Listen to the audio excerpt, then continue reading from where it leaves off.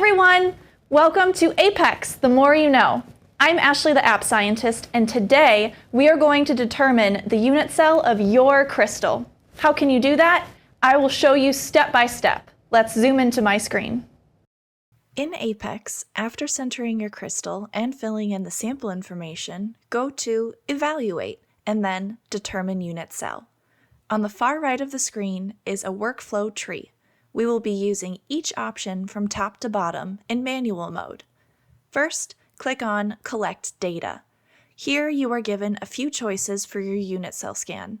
You can adjust the detector distance, the exposure time, or the image width. I usually only adjust the exposure time and only when I'm working with a really weakly diffracting crystal. If you have a dual source system, you can also choose the anode with which you will collect. At the bottom of the screen, click Collect.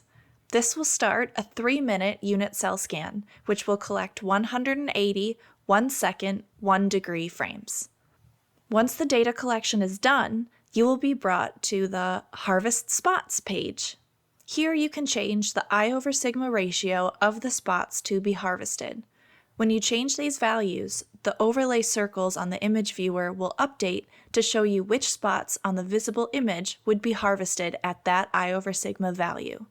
A larger I/sigma will harvest fewer spots because it's only looking for the stronger spots, and a smaller I/sigma will harvest more spots because it's including the weaker spots too.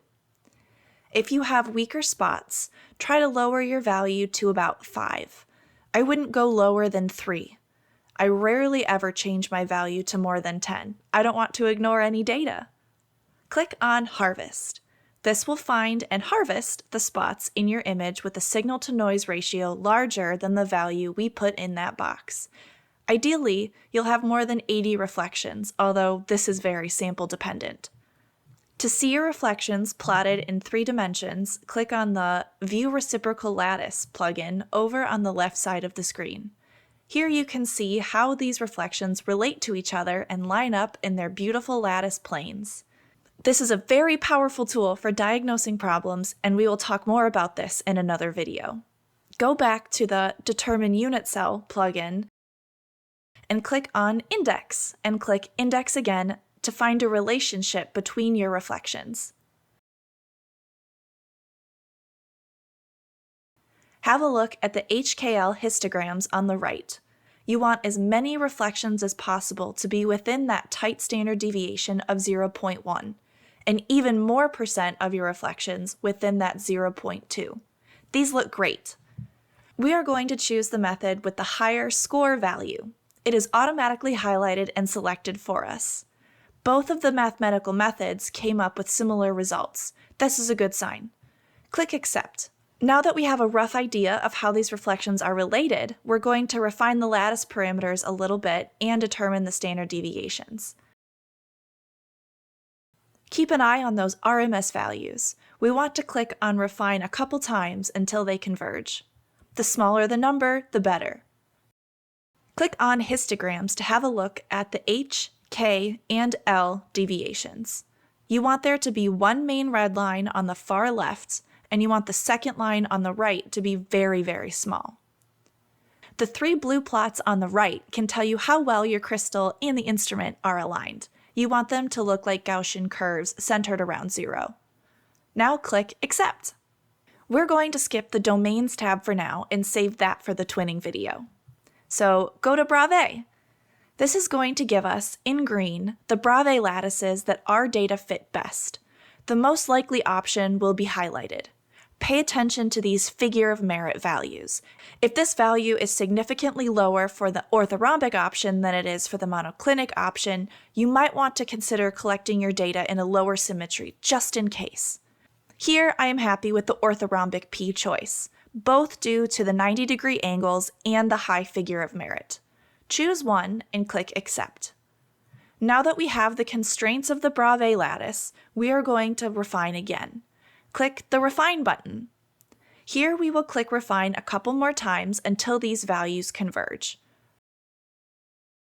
Have a look at the histograms here. They should look even better than before. Click Accept. Now we have our unit cell. Curious if your crystal has a structure that's already published? Click the Search button, and your unit cell will be run through connected databases, including other structures determined on your instrument, to see if there are any similar structures. I am looking through the CSD, COD, the ICSD, and my local computer to see if there is another sample that I've collected data on with a similar unit cell. You can use the search tool to show structures with specific elements in them. For example, I know this structure has chlorine in it. Here are some matches that also have chlorine in them. If you click on one of the suggestions and then click Locate Structure, you will be taken to a web page with that submitted structure pulled up. This is helpful to know if your material has been published before or has a related analog with a different metal center, for example.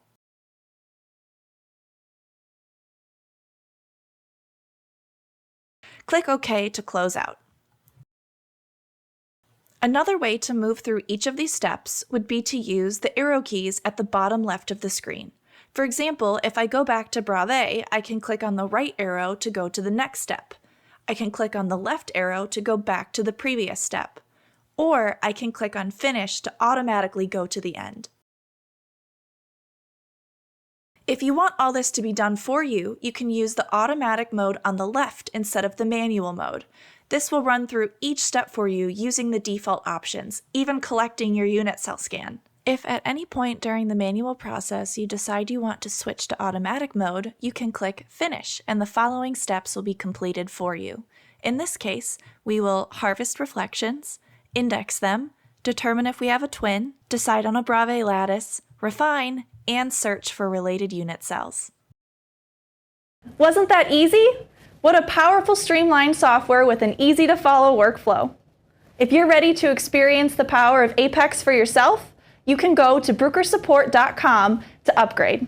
New user? You can request a demo license and see how Apex can transform your lab's workflow. Thank you for joining me, Ashley the App Scientist, on this episode of Apex, The More You Know, where we discovered the amazing advantages of Apex and determined the unit cell of your crystal. Tune in next time for more exciting crystallography. Until then, happy refining.